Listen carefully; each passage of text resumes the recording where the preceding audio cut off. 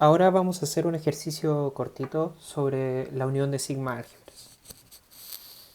En la parte anterior vimos una manera en la que podíamos construir MDE como una unión de sigma álgebras, donde F era un subconjunto de E numerable. Por lo visto anteriormente, teníamos que efectivamente esta cosita de aquí es una sigma álgebra.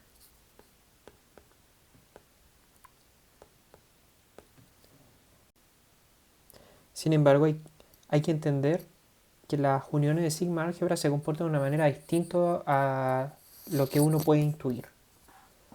Por ejemplo, acabamos de encontrar una manera bonita de poder construir una sigma álgebra a partir de una unión de sigma álgebra.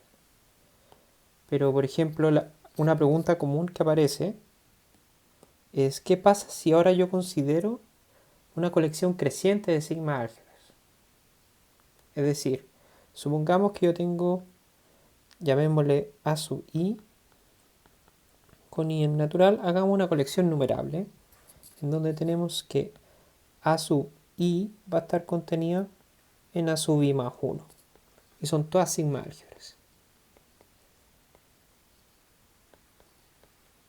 Para todo i. Entonces la pregunta que surge es la siguiente. ¿Es la unión de esta de aquí una sigma álgebra?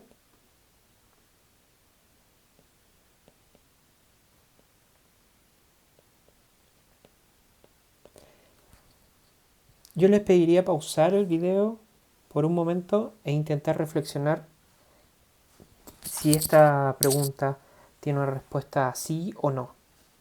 Es un ejercicio bastante intuitivo de por qué esto debería o no funcionar. Una manera de entender esta pregunta es asumir que es una sigma álgebra y ver en qué parte podríamos tener algún problema. Entonces partamos. El primer caso, por ejemplo, es que, claro, X, el conjunto total, pertenece a cada A sub I, en particular alguno, de hecho, a uno de ellos, y como estamos considerando la unión, ya está más que claro que si se cumple, bastante fácil. Ahora si consideramos el segundo caso, perdón, la segunda condición, tenemos una en la unión. Entonces eso que implica que existe algún i en los naturales donde este conjunto va a estar en alguna sigma álgebra. Y eso que implica que como la sub i es una sigma álgebra, entonces x menos a pertenece a sub i y eso implica que x menos a pertenece a la unión. Entonces hasta el momento no tenemos ningún problema. Pongamos un ticket, lo ponemos en rojo también. Ahora vamos al tercer punto, donde lo que vamos a hacer es tomar una colección, ¿no es cierto? Pongámosle b sub k, k en los naturales, la cual va a estar en esta unión de sigma álgebras. Algo que podemos observar de inmediato es que para cada k va a existir un i, ¿no es cierto? Para cada k en n existe un i sub k en n, tal que p sub k va a pertenecer a sub ik.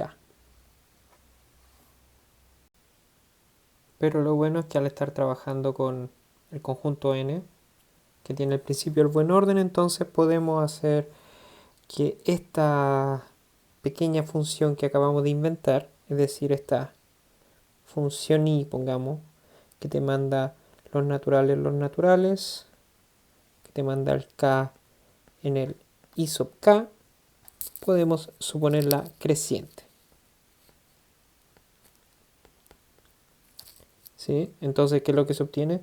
Se obtiene que, por ejemplo, B sub 1, ¿cierto? Pertenece a sub I1, pero este va a estar contenido en I sub 2 y a su vez en I sub 3 y así. Tenemos entonces que, por ejemplo, la unión entre B1 y B2 va a pertenecer a sub I2 y entonces ahora tenemos de que la unión desde K, pongamos, K igual 1 hasta N de los B sub K va a pertenecer a sub I N. Y bueno, lo primero que podemos concluir acá es que la unión de la sigma álgebra es estable por uniones finitas.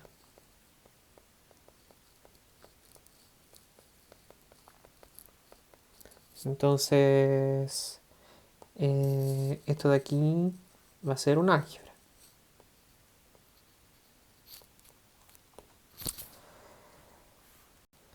Y a partir de esto podemos concluir dos cosas. Lo primero es que si esta función que definimos tiene máximo, entonces la unión va a pertenecer a la sigma álgebra. A la unión de la sigma álgebra, perdón.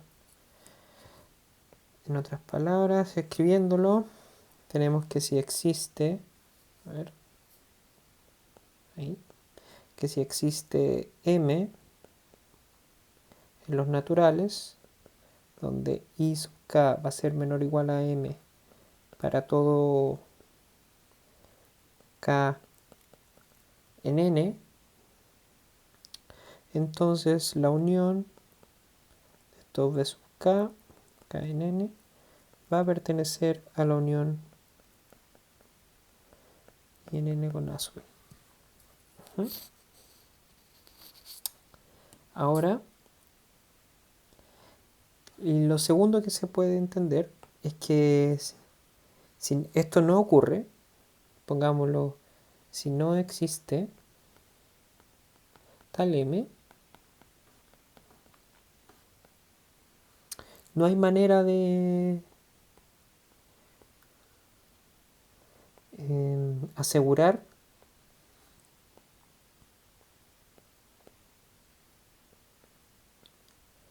que esta unión pertenece a la unión de las sigma álgebras.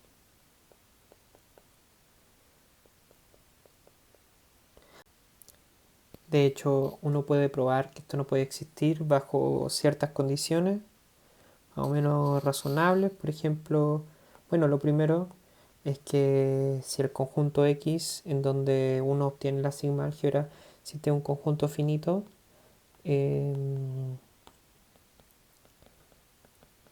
tiene un conjunto finito, entonces la unión sí es una sigma álgebra,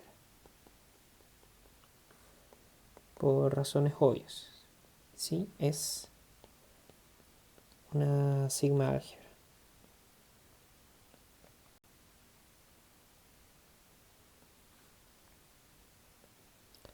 Una manera de asegurarse de que la unión no sea una sigma álgebra es tomando un conjunto infinito, por ejemplo, tomamos un conjunto infinito ahí, y nuestra colección la vamos a hacer estrictamente creciente. Entonces vamos a tomar una sigma álgebra A1 estrictamente contenida en A2 y así hacia adelante. Entonces ahora tomamos AN y lo que hacemos es tomar un conjunto que pertenezca a cada una. Vamos acá, P2 acá y así, Pn. Y la idea es que P2 no pertenezca a 1, lo cual es posible debido a esta condición de aquí. Y entonces que Bn más 1 no pertenezca a n. De este modo podemos asegurarnos de que la unión no va a ser una sigma álgebra. O sea, vamos a tener de que la unión de los pk con k en los naturales. Estaba spoileando. K en los naturales no va a pertenecer a la unión.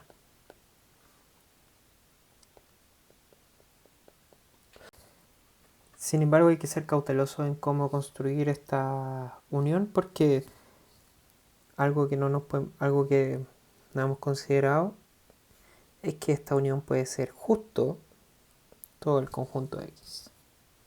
Ese es el único caso en el que podríamos tener algún problema.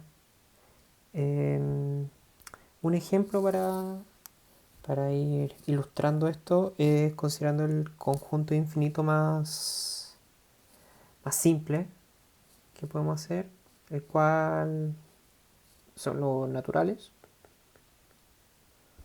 Ahí. Entonces vamos a considerar cada a sub i como la sigma álgebra generada por los singletones 1, 2, hacia adelante y llegamos hasta el i. Entonces lo que se obtiene es que podemos considerar estos singletones 2, 4, 6, así hacia adelante, es decir, todos los singletones pares. Podemos ver de que este pertenece a la sub 2, este pertenece a la sub 4, a sub 6 y así. Lo que se obtiene es que si ahora hacemos la unión de todos estos singletones, 2i con i en los naturales, este de acá no va a pertenecer a la unión de todos los a sub i. Hay que tener cuidado con la colección que uno toma para que no esté en el conjunto, porque la idea es que la unión no puede estar en ninguna de estas sigma álgebras que hemos construido. Bueno, y eso sería todo para este video. Nos vemos en el próximo.